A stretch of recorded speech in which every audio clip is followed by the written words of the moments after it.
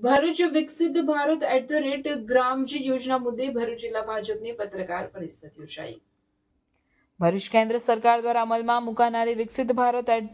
@ગ્રામજી નામની મહત્વાકાંક્ષી યોજનાને લઈ કોંગ્રેસ દ્વારા વિરોધ કરવામાં આવી રહ્યો છે, ત્યારે ગુજરાતભરમાં ભાજપ દ્વારા પત્રકાર પરિષદ યોજી લોકો સુધી યોજનાની સાચી માહિતી પહોંચાડવામાં આવી રહી છે। અંતર્ગત ભરૂચ જિલ્લા ભાજપ દ્વારા શહેર સ્ટેશન વિસ્તારમાં આવેલ ભરૂચ ડિસ્ટ્રિક્ટ કોઓપરેટિવ બેંકના સભાખંડમાં એક પત્રકાર પરિષદનું આયોજન કરવામાં આવ્યું હતું। પત્રકાર પરિષદ જિલ્લા ભાજપ પ્રમુખ પ્રકાશ મોદીની અધ્યક્ષતામાં યોજાઈ હતી, જેમાં ભરૂચના ધારાસભ્ય રમેશ મિસ્ત્રી તથા વાગરાના ધારાસભ્ય અરુણસિંહ રાણા ઉપસ્થિત રહ્યા હતા। પત્રકાર પરિષદમાં જણાવવામાં આવ્યું હતું કે આ યોજના અંતર્ગત 95,000 કરોડ રૂપિયાનો ખર્ચ કરવામાં આવશે, જે ગ્રામ્ય વિકાસ માટે માઇલસ્ટોન સાબિત થશે। અગાઉની યોજના મુજબ 100 દિવસની રોજગારી મળતી હતી, જ્યારે હવે નવી યોજના હેઠળ 185 દિવસ સુધી રોજગારી મળશે અને કામના વેતનનું ચૂકવણી પ્રણાલી પણ વધુ સુવ્યવસ્થિત બની દર અઠવાડિયે ચૂકવણી કરવામાં આવશે। આ યોજનાની ખાસિયત અંગે જણાવતા નેતાઓએ જણાવ્યું કે આધુનિક ટેકનોલોજી અને જીપીએસ સિસ્ટમ દ્વારા કામ પર નજર રાખવામાં આવશે, જેથી ભ્રષ્ટાચારને અંકુશમાં લઈ શકાય અને સાચા લાભાર્થીઓ સુધી યોજનાનો લાભ પહોંચે। યોજનામાં સૌથી મોટો અને મહત્વપૂર્ણ ફેરફાર એ છે કે જે ગામોમાં આ યોજના અમલમાં હશે ત્યાં ગ્રામ સભાને 50% કામ અંગે સ્વતંત્ર નિર્ણય લેવાનો અધિકાર મળશે, જેના કારણે ગ્રામજનો પોતાની જરૂરિયાત મુજબ સૂચનો અને રજૂઆતો કરીને ગામના સર્વાંગી વિકાસ માટે કાર્ય કરી શકશે। સાથે સાથે આ યોજનાને કારણે ખેત મજૂરોની અછતથી ખેડૂતોને પડતી મુશ્કેલીને પણ ધ્યાનમાં રાખવામાં આવશે। ગ્રામ સભા દ્વારા નક્કી કરી શકાશે કે કેટલા સમય માટે યોજના અટકાવી ખેત મજૂરોને ખેતી કાર્યમાં જોડવામાં આવે, જેથી ખેડૂતોને થતી તકલીફ દૂર થઈ શકે। ભાજપના નેતાઓએ જણાવ્યું કે વિકસિત ભારત @ગ્રામજી યોજના ગ્રામ્ય ભારતને આત્મનિર્ભર, સમૃદ્ધ અને મજબૂત બનાવવાની દિશામાં મહત્વપૂર્ણ પગલું છે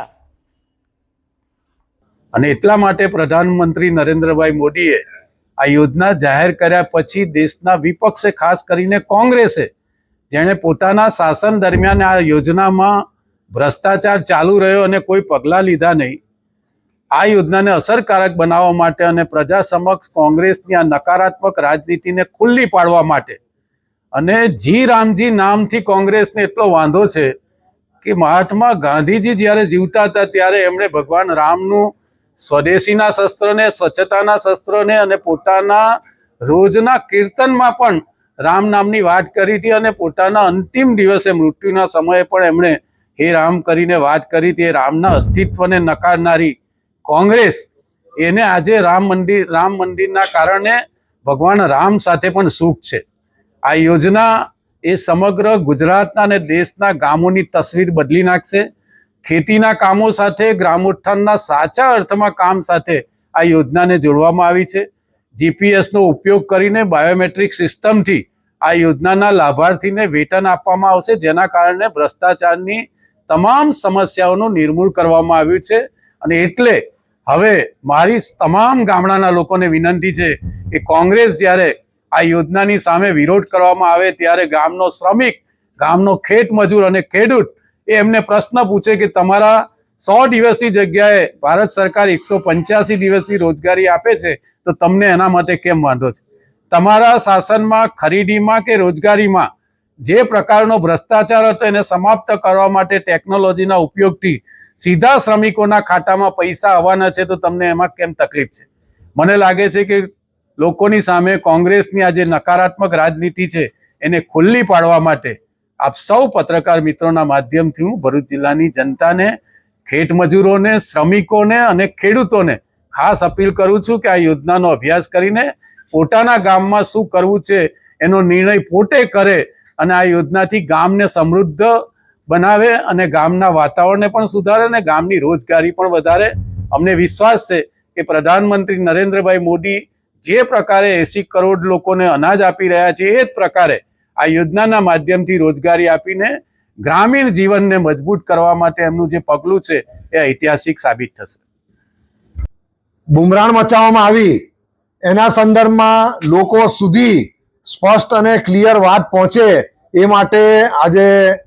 ભરૂચ જિલ્લા ભારતીય જનતા તરફથી ભારતીય જનતા પાર્ટી તરફથી એક પ્રેસ કોન્ફરન્સ યોજવામાં આવી છે અને એમાં આ જી રામજી યોજના સંદર્ભના તમામ કોન્સેપ્ટ મીડિયા દ્વારા લોકો સુધી પહોંચે એ પ્રમાણે મીડિયા સમક્ષ રજૂ કરવામાં આવ્યા છે. આ જે યોજના છે એમાં અગાઉ કોંગ્રેસ તરફથી જે 3 થી 4 વખત નામ બદલવામાં આવ્યા અને અત્યારે ભારતીય જનતા પાર્ટી તરફથી જી રામજી જે યોજના નામ આપવામાં આવ્યું અને એનો જે વિરોધ હોબાળો મચાવ્યો. આ યોજના એટલે એકદમ પારદર્શક રીતે આ યોજનાનો અમલ થાય અને આ યોજનાથી અત્યાર સુધી જે લોકોને લાભ મળ્યા છે એ માટે પણ લોકો સમક્ષ આ આંકડો રજૂ કરેલો છે. આ યોજના અગાઉ જે 15 દિવસે લાભ મળતો હતો એનું વેતન મળતું હતું, હવે અઠવાડિયામાં મળશે અને અગાઉ જે રકમ હતી એના કરતાં પણ અત્યારે વધારો કરી અને 95 કરોડ જેટલો એમાં વધારો કરવામાં આવ્યો છે અને ગામડાઓમાં છેવાડાના ગામ સુધી આ યોજનાનો લાભ મળે એ માટે પણ એની જાણકારી લોકો સુધી પહોંચે એ માટે આજે આ પ્રેસ કોન્ફરન્સ કરવામાં આવી હતી.